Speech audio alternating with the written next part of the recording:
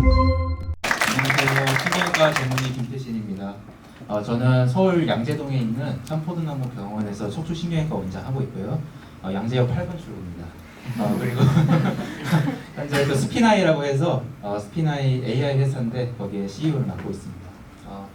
그래서 잠깐 제 소개를 다시 좀 드리면 아까 말씀드린 대로 고대에서 제가 졸업하고 이제 석사까지 하고 이제 서울대병원에서 이제 본원에서 신경외과 펠로우를 하고 또 삼포드나무병원에 갔고요. 군대는 제가 판문점에서 한 2년 있었고 그 다음에 양주병원에서 이제 1년 있었고 그랬습니다. 그리고 제가 고려대 의료원에 있을 때 전공의 협의회장을 해가지고 지금 저희 젊은이사 협의체 서현주 회장님이랑 인연이 되게 깊고 그 다음에 지금 이제 스피나이라는 회사에 제가 대표이사로 있죠.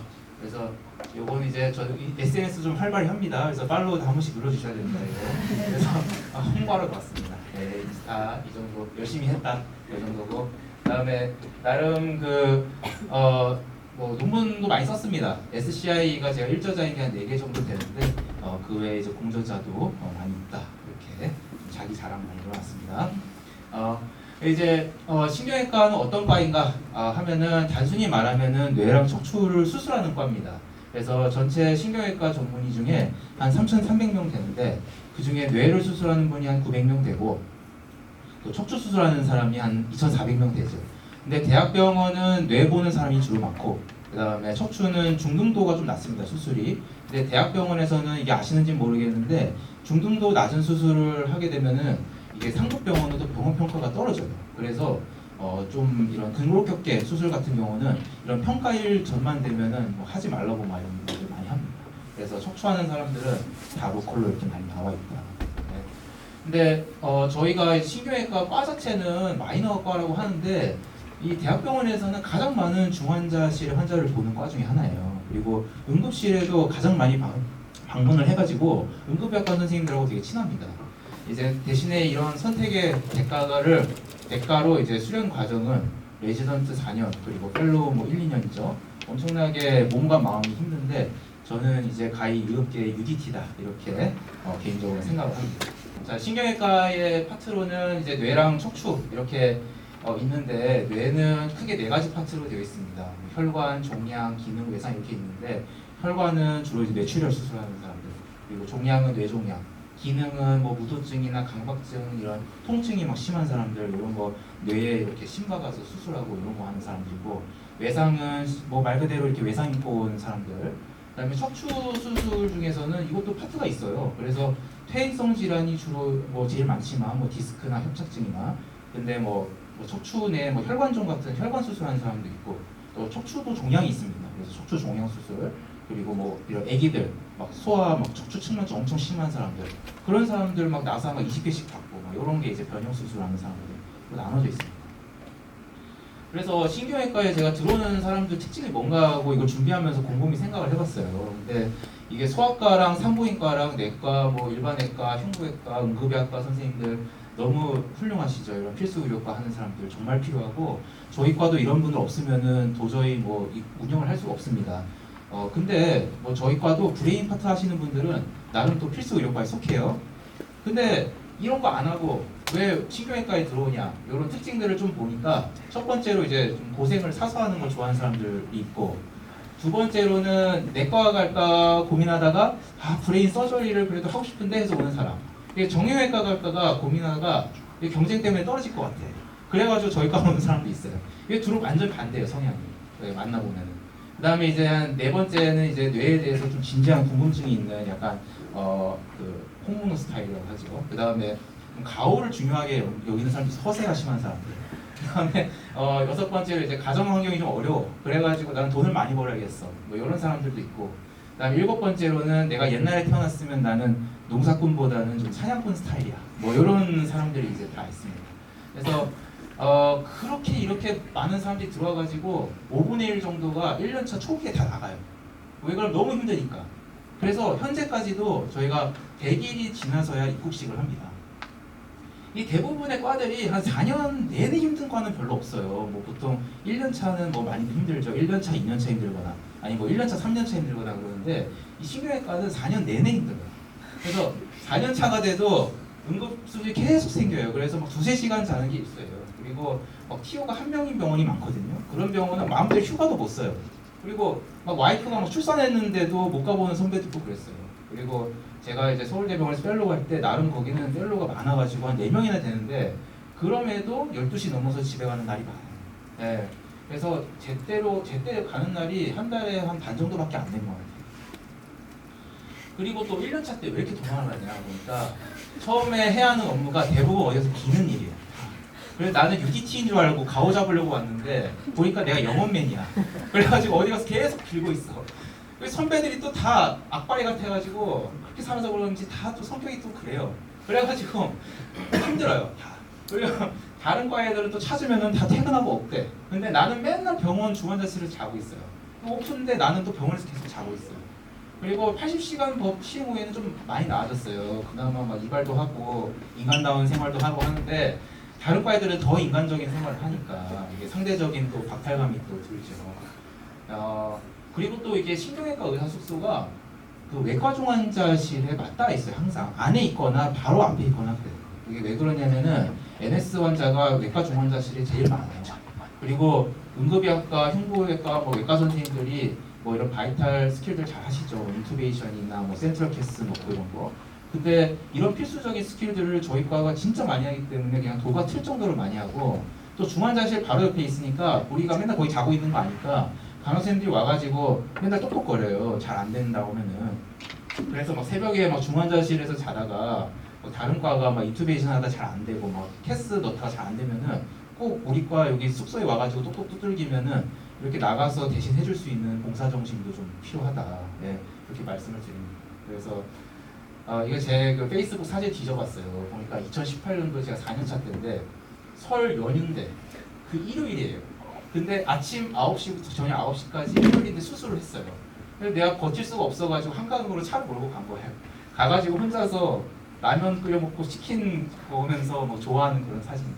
요거는 그 3년차 때 아침 4시까지 새벽부터 아침까지 수술하고 찍은 사진이에요. 그럼에도 그래도 나름 열심히 살았다. 제가 이렇게 뭐 올해 친절 직원으로 될 정도로 환자들한테는 그래도 나름 친절하게 했습니다.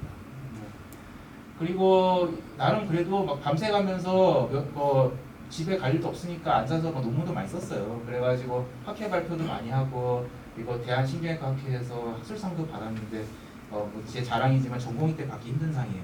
근데 뭐 그 대가로 제가 이렇게 좌장도 하고 막 그랬습니다. 네. 그리고서 이거는 제가 4년차 때 고대 전체 그 전공의 협의회장을 했어요. 그때 당시에 이대 목동병원에서 신생아 사망 사건이 있어가지고 제가 종로결차에서 앞에 가지고 확성기를 들었어요. 그래가지고 이렇게 했는데 그때 여기 있는 게 저희 지금 젊은 의사 협의회 그 서현주 회장님이에요. 그래서 그때 인턴 때인데 그때부터 저는 훌륭하신 분이 될 줄 알았어요. 네. 그래가지고 인연이 깊습니다. 근데 한 7, 8년 전만 해도 요즘에 이게 이 만과가 밈이더라고요. 근데 7, 8년 전만 해도 저희 과가 이 만과였어요. 그래서 아무도 안 들어오고 그랬어요. 이게 신경외과가 산화 제한을 강하게 하는 과예요. 산화 제한이 뭐냐면은 이 이사장이 들어오는 사람들 숫자를 제한하는 거예요. 임의로. 근데 한 110명 뽑던 과가 그때 당시 이사장님이 우리는 70명까지 줄이겠다 해가지고 중경팀이었던 데가 다 한 명 튀어로 줄어버렸어요. 그러니까 8명이서 일하던 걸 4명이서 일을 해야 돼요. 그러니까 막 삶이 막 팍팍해지고 막 고대지고 막 뭐 그러니까 목디스크도 생기고 그러니까 요즘에 다시 막 늘리고 있습니다. 근데 내가 그래서 꼭 신경외과를 다시 가야겠다는 생각이 들면 꼭 중경 TO인 데로 가야 된다 이렇게 말씀을 드립니다. 네. 그래서 근데 요즘에 제가 작년에 서울대병원 있을 때 보니까 신경외과가 경쟁률이 1대2까지 올라가더라고요. 그래서 아니 이게 말이 되나 왜 이렇게 이 만과가 이렇게 경쟁과가 됐냐 보니까 아마도 80시간법에 영향이 있는 것 같아요. 그러니까 탁과 레전드가 힘들지만 예전에 막 100일 당직 썼고 중환자실에서 막 맨날 잠들어서 자던 때보다는 조금 나아졌다. 그리고 이렇게까지 저출산이 그때는 가속화될 줄 몰랐던 것 같아요. 당시만 해도 저희 소아과 TO가 9명이었는데 9명이 매년 꽉 찼었어요. 네. 근데 이게 코로나가 터지면서 또 문제가 더 두드러지게 됐는데 제가 이것 때문에 한번 인구 통계 조사를 한번 들어가 봤어요. 그래서 연령별 인구 현황을 좀 봤단 말이죠. 그러니까 보니까 이게 0세에서 20세까지 20년 동안 태어난 게 330만 명, 460만 명이래요. 근데 50세에서 59세 지금 한창 활동하시는 분들이죠. 활발하신 분들이 860만 명이에요. 그러니까 이게 완전 재앙적이에요. 20년 동안 이거 인구수를 다 합쳤는데 803만 명이에요. 50대가 863만 명인데. 그러니까 이 인구수가 여기 아래 있는 인구수보다 더 적은 거예요. 그리고 이게 50대 인구가 한 860만 명이란 말이죠. 그럼 내가 이제 교수님이라고 생각을 하면은 보통 임기가 한 25년 정도 된단 말이에요. 그러면은 30대 후반에 이제 교수가 돼서 한 65세 은퇴를 한단 말이죠. 내가 은퇴할 시기에는 보통은 이제 이걸 메꿔줄 20대 인구죠. 그러니까 지금 50대인 분들이 20대 인구가 이걸 메꿔줘야 되는데 625만 명이니까 여기까지는 저는 양호하다고 봐요. 근데 지금 40대 인구 있죠. 40대 인구가 거의 한 800만 명 된단 말이에요. 근데 이거를 메꿔줄 10대 인구는 460만 명. 그러니까 현재 10대인 학생들은 나라가 지금보다 더 망하지만 않으면 그냥 본인이 원하는 자리는 상대적으로 적은 능력으로도 웬만하면 다 꿰찰 수 있다는 얘기예요.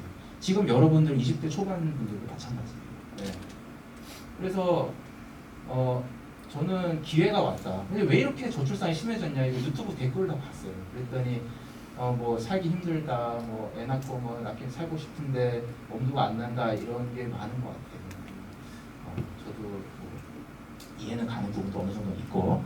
그래서 10년 뒤에는 어떻게 될까? 본인들이 전문의를 따고 나왔을 때 의료계 시장 상황이 어떻게 될지 마음속으로 계속 그려봐야 됩니다. 중국인들이 많아져서 막 미용 시장이 다시 뜰까? 아니면은 출산율을 증가시키는 정부 정책이 성공을 했어요. 소아과가 존버하고 있다가 다시 뜰까?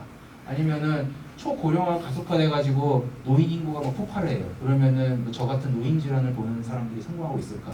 근데 개인적으로는 과거의 베이비붐 시대에는 산부인과 재벌들이 많았잖아요. 막 차병원도 그렇고 막 길병원도 그렇고 다 산부인과 선생님들이거든요. 근데 이 베이비붐 시대가 그대로 지금 50대로 됐어요. 그러니까 저 다음 세대에는 이 사람들을 진료하는 노인 질환을 보는 거라고 생각합니다. 그래서 신경외과 제가 응원합니다. 네. 잘 모르겠다. 그러면 그냥 소신껏 가면 돼요. 네. 소신껏 하고 싶은 과를 선택하고 거기서 원탑이 되면 됩니다. 어느 분야든 원탑이 되면 돈을 벌든 뭐 유명세를 얻든 미국으로 스카우트 되든 뭐 가게 되어 있습니다. 아니면은 뭐 본인의 가치관이 뭐 지역 의료 불균형을 해결하고 뭐 민주화를 실현하고 싶다. 너무 존경받을 일이에요. 제가 못해서 저는 그런 분들 굉장히 존경하고 사실 저도 근데 신경외과 올 때는 척추 의사를 하려고 온 게 아니었어요. 네. 그래서 제가 신경외과에 들어오게 된 계기는 제가 본과 4학년 때 이런 환자를 봤어요. 이게 뭐냐면은 파킨슨 진단이 되고 나서 약을 오래 먹으면 이제 무도증이 생겨요. 그래서 이런 식으로 이제 코레아가 막 생기게 된단 말이죠.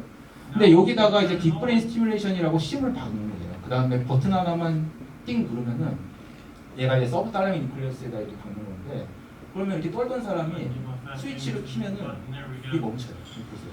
이러고 있다가 이렇게 멈추죠. 그죠? 네. 멈춰요. 정상 활동이 가능해져요. 머리에다 심만 하나 넣었는데 전기만 통해졌는데. 그래서 제가 이거를 진짜로 한 사람, 성공한 사람을 본 거예요. 눈앞에서. 그래서 너무 신기해가지고 와 이게 미래구나. 네, 그래가지고 제가 신경외과에 가려고 생각을 했어요. 그래서 신경외과에 들어가가지고 종양이랑 기능수술 이런 걸 기능수술이라고 하거든요. 그런 걸 하고 싶었는데 제가 군대를 가고 뭐 결혼하기 전까지만 해도 한 번도 척추 전문의가 되겠다는 생각은 해본 적은 없어요. 근데 선배들이 막 물으면은 저는 뭐 종양을 하고 기능 전문의를 하고 싶다 했는데 왜 종양까지 섞어서 했냐면은 기능 전문의는 이런 아까 보여준 수술은 세브란스가 한 1년에 50몇 번 하고 나머지 병원들은 막 다 한 5건 미만씩 해요. 그러니까 그다지 막 수술이 없기 때문에 반드시 뭐 종양이나 이런 거 같이 하지 않으면은 임용이 되기가 힘들어요. 그래서 사실은 수련병원을 고를 때에도 신중히 고를 필요가 있어요. 왜냐면은 한번 고르면은 거기서 그냥 묶여버리기 때문에 나중에 교수를 할 때에도 그 병원에서 하게 될 확률이 높거든요. 자리가 나도 거기서 나게 될 확률이 높고. 근데 제가 척추 전문의가 된 계기는 이제 평생을 함께할 여자를 만난 거죠. 네. 그래서 김러브에 빠진 거죠. 그러다 이제 전세를 이제 구하러 다니는데 제가 그 당시에 서울 전세 가격을 보고 좀 충격을 먹었던 것 같아요. 그러니까 나름 저희 의사 부부거든요. 근데 이제 아파트 감당 가능하겠다 이렇게 생각을 했어요. 근데 이제 와이프 직장이 광화문이니까 광화문부터 가까운 5호선 따라서 쭉 갔단 말이죠. 갔다 보니까 막 신금 뭐 약속 갔는데 전세가 8억이야. 와 그나마 이제 다행이었던 거는 한 번도 제가 가보지 않았던 행당이라는 동네가 전세가 그 당시 5억 5천이었는데 이것도 저희가 막 반반씩 한다고 해도 2억 넘게 모아야 되는 돈이에요. 그러니까 여러분 지금부터 10년 뒤에 결혼한다면 그때까지 2억 모으실 수 있으세요? 네, 어렵잖아요. 그러니까 주인이 이제 반전세로 해주신다고 하니까 대출 껴가지고 겨우 산 거예요. 근데 내가 이 정도의 충격을 먹는데 나는 평생 돈 안 보고 눈앞에 막 3천만 원이라는 돈이 막 있는데 내가 이거 안 보고 연금하고 살 수 있을까? 그럴 자신이 제가 없었던 거예요. 예. 근데 이제 제가 이제 군대에 있을 때 와이프를 만났어요. 이거 제 자랑 사진인데 요거 이제 판문점에 있을 때 저희 대대장님이 저한테 그 축구공 준 거예요. 여기 뭐 편지까지 다 적어가지고 요런 공을 받는 군의관은 거의 없습니다. 그래서 저희 갑오로 이제 제가 나중에 개원을 하면은 놓을 거고 이런 모공 군의관 뭐 패도 이렇게 받아서 나름 군대에서도 열심히 했다. 근데 이제 지금 이렇게 귀여운 아기가 생겼어요. 이제 지금 6개월인데 이렇게 아기가 생기고 가족이 생기니까 더 돈 걱정 없이 살고 싶어진 거예요. 네. 그래 돈을 벌려면은 의사는 실력이 있어야 돼요. 이게 실력이라는 거는 단순히 뭐 수술을 잘한다 이게 아니에요. 기술, 스킬, 그거는 스킬이죠. 지식도 많아야 돼요. 그 다음에 유명세도 있어야 되고, 그 다음에 영업력도 이제 양념처럼 좀 있어야 돼요.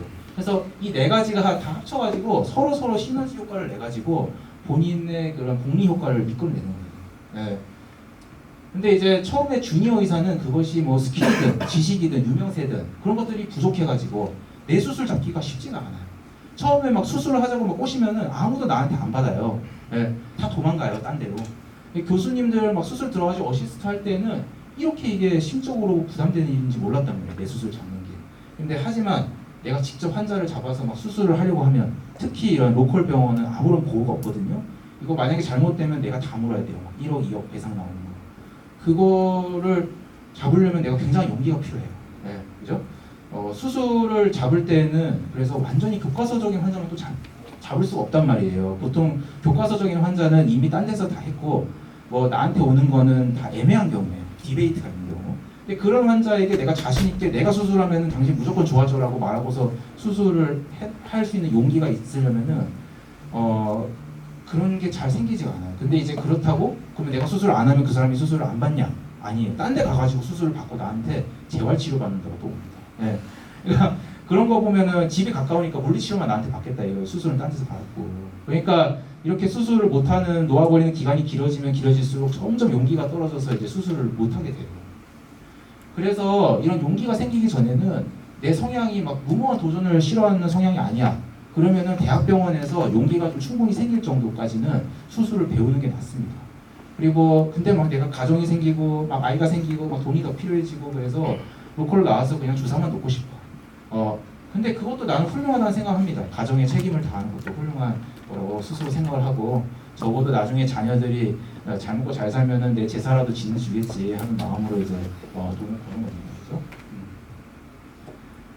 근데 이제 최근에 이슈인데 2대 2,500명 증가했대요. 이게 2,500명 증가하면은 거기에 이제 들어오기 시작할 10대 풀이 겨우 460만 명. 그러니까 수험생 수는 줄었는데 의대 정원 수는 늘어난 거예요. 그러면은 국가에서 목적으로 하고 있는 그 의대 쏠림 현상이 줄어드는 거는 저는 실패할 가능성이 높다고 봅니다. 근데 하지만 이게 오랜 기간 누적이 된다면 10년, 20년 누적이 되면 의사들의 인건비가 아마 줄어들 거고 의사들의 실력 차이로 인한 빈부격차가 생길 거고 또 물려받을 병원이나 뭐 이런 게 있다라고 없는 사람과 있는 사람의 그런 빈부격차가 계속 심해질 거예요. 그 시기가 오면 저는 의대 쏠림 현상이 줄어들지도 모르겠다는 생각도 하지만 최소 10년, 20년은 걸릴 거고 현재 이미 의사가 된 여러분 같은 젊은 의사들은 이게 굉장히 재앙 같은 얘기니까 정신을 바짝 차려야 됩니다. 네. 그리고 뭐 최근에 이거는 뭐 아니라고는 하지만 뭐 이런 수련체제 개편 내용 나왔죠. 이게 젊은 의사들을 더욱더 대학병원에 저임금으로 잡아두려는 방법이에요. 특히 저희 신경외과 같은 경우는 레지던트를 2, 3년만 하잖아요. 절대로 나와서 그런 수술 못합니다. 그러니까 펠로우를 최소 2년 이상 해야 돼요. 그러면은 대학병원에 뭐 있는 기간이 더 길어지겠죠. 그러니까 공공의료의 존속을 위해서는 필요할 수 있지만 이게 내가 당사자라고 하면은 굉장히 깊은 고민이 필요한 일이죠. 그죠? 그래서 이제 제가 이런 걸 다 따졌을 때 신경외과 의사의 최종 테크를 봤어요. 보니까 교수님, 그죠? 그리고 병원급의 오너, 그리고 또 의원급의 오너가 될 수도 있고, 그 다음에 뭐 병원 중에서도 브랜치 병원들이 있어요. 뭐 대전 우리들 병원, 광주 우리들 병원 이런 식으로. 거기에 각자 이제 병원장 타이틀을 달고 어떻게 보면 지점장처럼 가는 거죠. 아니면 이제 동지기가 있습니다. 그냥 일반 동지기. 그러면은 내가 근데 막 물론 이게 시작점에 따라서 뭐 달라지겠지만 내가 교수가 돼야지만 그럼 연구를 할 수 있냐? 요거 이게 저희 이제 옆에 보시면은 저희 정천기 교수님, 저희 서울대병원에서 계시고 사이테이션이 뭐 평생 동안 14,700건 굉장히 많으시죠? 그러니까 지금 이제 은퇴하셨어요 얼마 전에. 그리고 이제 대신에 여기 이제 밑에 김치현 교수님이 지금 서울대병원 신경외과 척추에 태양이 되셨어요. 그래가지고 이게 물려받으신 거고 저희 스승님이시고 같이 이제 등산도 갔죠. 여기 이제 저희 박종열 교수님 지금 세계의사협회 뭐 회장도 하고 계시는데.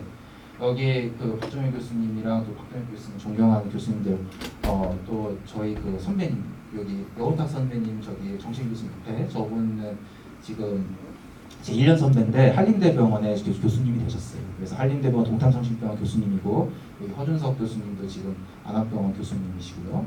근데 이런 분들 연구 많이 하시죠. 많이 하는데 제가 로컬에 나와서 이제 저희 로컬의 척추 내시경 스승님이신 호동화 원장님 지금 청담 해리슨 병원의 대표 원장님이세요.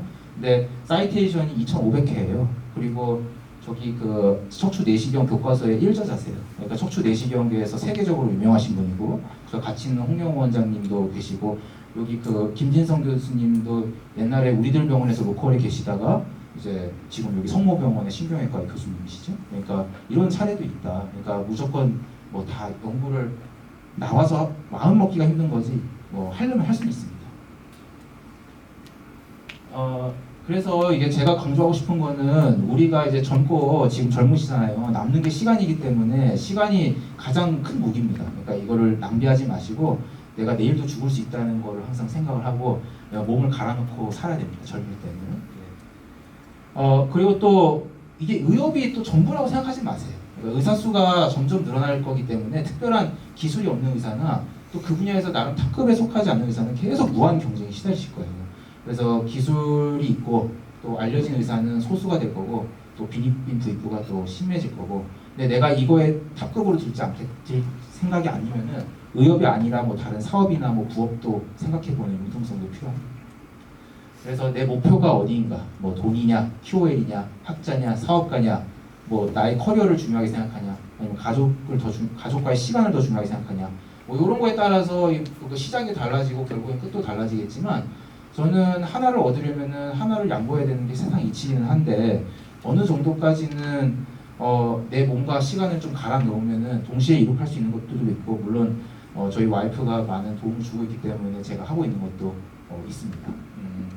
너무 고맙고 또 이제 또 의협 외에도 다른 일을 하는 분들도 계십니다. 저희 와이프도 책을 쓰고 있는데요. 저기 또 책으로 유명해지신 여기 박종석 선생님, 저희 맨 오른쪽에 있는 게 저희 와이프고 이제 다 같이 친하거든요. 그래가지고 이렇게 또 의협 외에도 이렇게 책도 쓰실 수도 있고요, 그죠?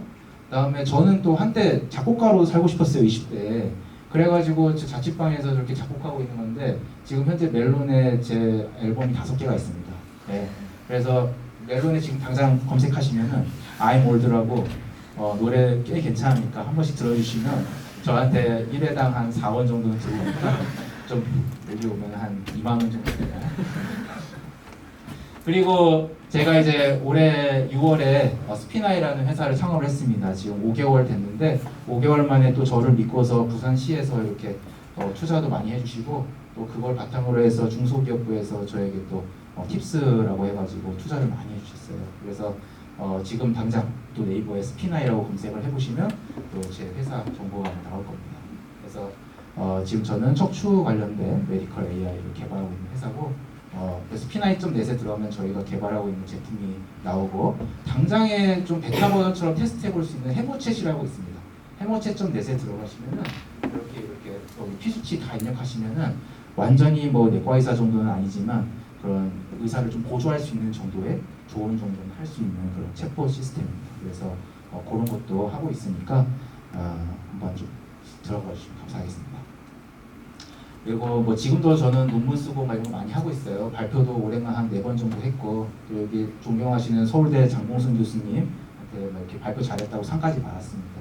그리고 방송에도 이렇게 가끔 출연하고 있고 근데 이제 정말 연구를 계속 하다 보면 이게 몸에 익어가지고 또 속도가 빨라져서 다 할 수 있습니다. 그래서 이건 이제 저희 와이프인데 지금 저희 뒤에 계시는데 이따가 정신과 강의하는데 나름 그래도 저기 이영자랑 저희 김원이랑 방송도 하시고 이렇게 헬스 조선님도 나오고 저보다 더 유명하신 분이니까 많은 관심 좀 부탁드립니다. 네, 이상 제 인스타랑 페이스북 팔로우 부탁드리고 감사합니다. 오늘 너무 재미있는 강의 김태신 선생님 감사드립니다.